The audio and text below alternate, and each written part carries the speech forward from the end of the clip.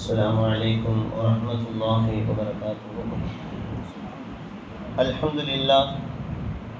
الحمد لله رب العالمين، والصلاة والسلام على سيد الأنبياء والمرسلين وعلى آله وأصحابه أجمعين. கணிதற்குரிய அல்லாஹ்வின் நல்லடியார்களே, 20வது தராவி தொழுகையை நிறைவு செய்துவிட்டு அமர்ந்திருக்கிறோம். அல்ஹம்துலில்லாஹ். இன்னையோட 25 ஜுஸூக்கள் நிறைவாக முடிவு செய்யப்பட்டிருக்கிறது. இன்னைக்கு ஓதப்பட்ட சூரா ஹாமீம் அஸ்-சஜ்தா, அந்த சூறாவினுடைய அந்த சூறாவில் 40வது ஆயத்தில் அல்லாஹ் சொல்லக்கூடிய ஒரு மிக மிக ரொம்ப முக்கியமான ஒரு ஆயத்து, وَجَزَاءُ سَيِّئَةٍ سَيِّئَةٌ مِثْلُهَا. ஒரு மனிதன் தீயதை செய்தால் அந்த தீமைக்கு கூலி அதே தீமைதான். ஆனால் فَمَنْ عَفَا وَأَصْلَحَ, ஒரு மனிதன் அதை மன்னித்து சமாதானம் செய்து கொண்டால் فَأَجْرُهُ عَلَى اللَّهِ, அதற்கான கூலியை அல்லாஹ் தருகிறான் என்று அல்லாஹ் ஜல்ல ஷானுஹு தஆலா குர்ஆன்ல மன்னிப்பு சம்பந்தமாக சொல்லக்கூடிய ஒரு ஆயத்து இன்னைக்கு ஓதப்பட்டது. நம்மள மக்கள்ல மனித சமுதாயத்துல 2 வகையான மனிதர்கள். ஒன்று, இனி எத்தனை ஜென்மம் எடுத்தாலும் செத்தாலும் நான் அவன்கிட்ட பேச மாட்டேன், அவனுக்கும் எனக்கும் ஆகாது, அவனுக்கும் எனக்கும் ஒத்து வராது, நான் செத்தாலும் அவன் என்னுடைய மௌத்துக்கு வரக்கூடாது, அவன் செத்தாலும் நான் வரமாட்டேன் அப்படின்னு சொல்லக்கூடிய குடும்பத்தில், உறவினர்களில், நண்பர்களுடைய வட்டத்தில் இது போன்ற வார்த்தைகளை சொல்லக்கூடிய ஒரு மனிதர்கள். இன்னொரு வகையான மனிதர்கள், ஏதோ மன்னிக்கணும் அப்படிங்கிற அடிப்படையில் கொஞ்சம் மன்னிக்கிறேன், ஆனால் இருந்தாலும் சில நேரங்களில் பல நேரங்களில் வாய்ப்புகள் கிடைத்தால் மன்னித்தா கூட ஏதாவது அவர்களுக்குள்ள ஏதாவது பிரச்சனைகள் ஏற்பட்டால் அதை சொல்லி காட்டக்கூடிய ஒரு வகையான மனிதர்கள். எனவே இதில் பணக்காரர்கள், ஏழை,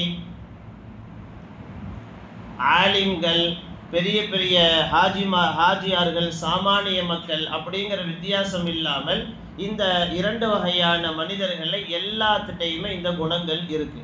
எனவே நபிகள் நாயகம் ஸல்லல்லாஹு அலைஹி வஸல்லம் அவர்கள் சொல்லுகிறார்கள், ஒரு முஃமினான ஒரு மனிதன் எவ்வளவு பெரிய யாராவது நமக்கு யாராவது அநியாயம் செய்தால் அவர்களை மன்னித்து பழக வேண்டும் என்பதாக நபிகள் நாயகம் ஸல்லல்லாஹு அலைஹி வஸல்லம் அவர்கள் நமக்கு சொல்லி தருகிறார்கள். மன்னிப்புங்கிற தன்மையில 4 வகையான 4 விஷயங்களை நமக்கு சொல்லி தருகிறார்கள். அதுல ஒண்ணு, நாம ஏதாவது தப்பு செஞ்சுட்டா அல்லாஹ்கிட்ட மன்னிப்பு கேட்கறது அப்படிங்கிறது ஒரு வழி. 2வது, நாம பிறருக்கு ஏதாவது தவறு செஞ்சுட்டா அவங்கள்ட்ட போய் நம்ம யாருக்காவது மற்றவங்களுடைய மனசை நோவடிச்சிட்டோம் அல்லது மற்றவங்களுக்கு நம்ம அநியாயம் செஞ்சுட்டோம் அப்படின்னா அவங்கள்ட்ட போய் நான் உனக்கு கெடுதி பண்ணிட்டேன், உன்னுடைய மனசை நோவடிச்சிட்டேன், அதனால என்னை மன்னிச்சிரு அப்படின்னு சொல்லி அவங்கள்ட்ட போய் மன்னிப்பு கேட்கறது அப்படிங்கிறது 2வது வகை. 3வது, இன்னொரு மனிதன் நமக்கு அநீதி செஞ்சுட்டா அவன் மன்னிப்பு கேட்கல, ஆனா பெருந்தன்மையோட நாமளே சரி அவன் ஏதோ பண்ணிட்டான், அவன் மன்னிப்பு கேட்டா என்ன கேட்காட்டி என்ன, நான் அவனை மன்னிச்சிடுறேன் அப்படிங்கிற பெருந்தன்மையோட மன்னிப்பது 3வது வகை. 4வது, பிறர் நமக்கு அதாவது மற்றவங்க யாராவது நமக்கு அநியாயம் செஞ்சுட்டு அவங்க நம்மள்ட்ட நான் இப்படி உனக்கு நான் கெடுதி பண்ணிட்டேன், உன்னுடைய மனசை நோகடிச்சுட்டேன், என்னை மன்னிச்சிரு அப்படின்னு கேட்டா அவர்களை மன்னிப்பது அப்படிங்கிறது ஒரு வகை.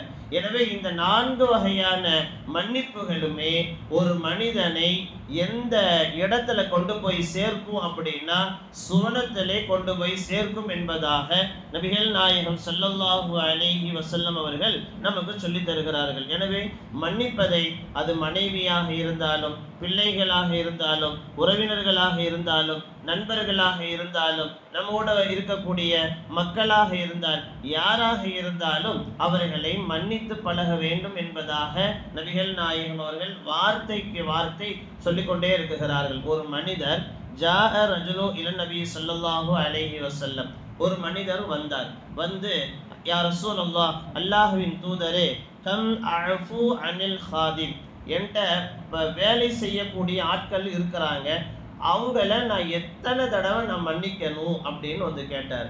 நபி ஸல்லல்லாஹு அலைஹி வஸல்லம் அவங்க எதுவுமே பேசாம அப்படியே அமைதியா இருந்தாங்க.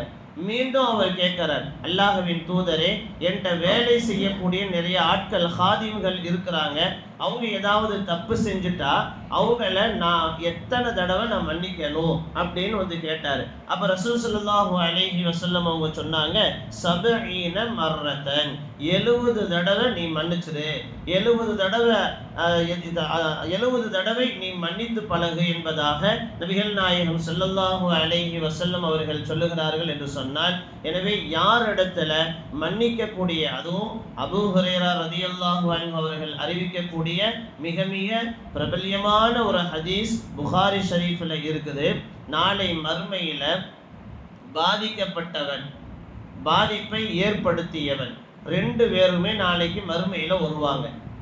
அந்த பாதிக்கப்பட்டவன் பாதிக்கப்பட்டவன் அல்லாஹ் அவன் முன் வைப்பான், இவனால நான் பாதிக்கப்பட்டிருக்கிறேன், கீழேயே மன்னிப்பு கேட்கல அப்படின்னா அவன் பாதிப்பை ஏற்படுத்தியவனுடைய நன்மைகளை எல்லாம், எந்த அளவுக்கு பாதிப்பை ஏற்படுத்தினானோ அந்த அளவுக்கு பாதிப்பை ஏற்படுத்தியவனுடைய நன்மைகளை எல்லாம் பிடுங்கி பாதிக்கப்பட்டவனுக்கு கொடுக்கப்படும். ஒருவேளை அந்த பாதிப்பை ஏற்படுத்தியவன்கிட்ட அவன்கிட்ட எந்த விதமான நன்மைகளுமே இல்லை அப்படின்னா, யார் பாதிக்கப்பட்டவன்கிட்ட தீமைகள், ஏதாவது அவன் தப்பு செஞ்சிருப்பான் இல்லையா, அவனுடைய தீமைகளை எல்லாம் எடுத்து அவன் பாதித்தவனுக்கு கொடுக்கப்படும். எனவே இந்த உலகத்திலேயே நாம மன்னிப்பு நம்ம கேட்கல அப்படின்னா, நாளை மறுமையில நம்ம யாருக்கெல்லாம் நாம யாருடைய மனதையெல்லாம் நோகடித்தோமோ அவர்கள் எல்லாம் நாளை மறுமையில இவன் இந்த அளவுக்கு என்ன நோகடிச்சான், இந்த அளவுக்கு எனக்கு ரொம்ப என்னைய அநியாயம் செஞ்சுட்டான் அப்படின்னு நம்முடைய நன்மைகளை எல்லாம் அல்லாஹ் பிடுங்கி அவர்களுக்கு கொடுத்து விடுவான். அதனால உலகத்தில் வாழும் காலம் எல்லாம் நீங்கள் ஒருவரை மன்னித்து பழகுங்கள். அது யார் என்ன தப்பு செஞ்சாலும், எவ்வளவு பெரிய தப்பு செஞ்சாலும், நமக்கு ஜீர்ணிக்க முடியாத அளவுக்கு எவ்வளவு பெரிய தவறாக இருந்தாலும் இந்த உலகத்துல நீங்கள் மன்னித்து பழகுங்கள். மன்னித்தால் நாளை அல்லாஹ் ஜல்ல ஷானுஹு தஆலா சுவனத்தை தருவான் என்று நபிகள் நாயகம் ஸல்லல்லாஹு அலைஹி வஸல்லம் அவர்கள் நமக்கு சொல்லி தருகிறார்கள். எனவே அன்பிற்குரிய அல்லாஹ்வின் நல்லடியார்களே, இம்மண்ணில் வாழும் காலம் எல்லாம் இந்த உலகத்துல தவறு செய்யாதவர்கள் என்று யாருமே கிடையாது. ஏன்னா மனிதர்களாக படைக்கப்பட்டவர்களே தவறு செய்யக்கூடியவர்கள் தான். ஏன்னா நாம தப்பே செய்யல அப்படின்னா, ஒரு கடுகளவு கூட நாம தப்பு செய்யல அப்படின்னா மலக்கா போயிடுவோம், நாம மலக்கு அல்ல. அதே நேரத்துல தப்பு செஞ்சுக்கிட்டே இருந்தா நாம ஷைத்தானா போயிடுவோம், ஷைத்தானும் அல்ல. எனவே நாம இரண்டுமே, நல்லதும் செய்வோம் தீமையும் செய்வோம். எனவே இரண்டும் செய்யக்கூடிய மனிதர்களாக இருக்கக்கூடிய நாம கண்டிப்பா தவறு, அடுத்தவங்களுக்கு ஏதாவது ஒரு கட்டத்துல ஏதாவது ஒரு சூழ்நிலையில யாரையாவது அள வைக்கக்கூடிய சில சூழ்நிலைகளை எல்லாம் இந்த உலகத்துல எல்லா இடத்துல, எல்லா குடும்பங்கள்ல, எல்லா இடத்துலையுமே நிச்சயமாக நடக்கும். அப்படி நடந்தால் அவர்களை நீங்கள் மன்னித்து விடுங்கள் என்பதுதான் நபிகள் நாயகம் அவர்கள் நமக்கு சொல்லித் தரக்கூடிய, குர்ஆன் ஹதீஸ் நமக்கு போதிக்கக்கூடிய நடைமுறைகள். எல்லாம் வல்ல இறைவன் இம்மண்ணில் வாழும் காலம் எல்லாம் அல்லாஹ் ரசூல் எந்தெந்த நடைமுறைகளை எல்லாம் நமக்கு சொல்லி தந்தார்களோ அவைகளை எல்லாம் முழுமையாக ஏற்று நடக்கக்கூடிய நன்மக்களாக எல்லாம் வல்ல இறைவன் நம் எல்லோருக்கும் நல்ல நசீபை ஏற்படுத்தி தருவானாக. பிஸ்மில்லாஹிர் ரஹ்மானிர் ரஹீம். அல்ஹம்துலில்லாஹி ரப்பில் ஆலமீன். அல்லாஹும்ம ஸல்லி அலா சய்யிதினா نبينا وعلى آل سيدنا محمد وبارك وسلم عليه. اللهم اغفر لنا ذنوبنا وخطايانا كلها يا رب العالمين. اللهم اعتقنا من النار وادخلنا الجنة يا رب العالمين. اللهم إنك عفو تحب العفو فاعف عنا يا كريم يا رحيم يا الله. اللهم إنا نعوذ بك من الهم والحزن، ونعوذ بك من العجز والكسل، ونعوذ بك من الجبن والبخل، ونعوذ بك من غلبة الدين وقهر الرجال. ربنا آتنا في الدنيا حسنة وفي الآخرة حسنة وقنا عذاب النار. آمين. سبحان ربك رب العزة عما يصفون، وسلام على المرسلين، والحمد لله رب العالمين.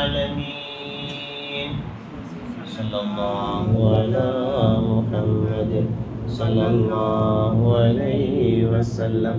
صلى الله على محمد صلى الله عليه وسلم.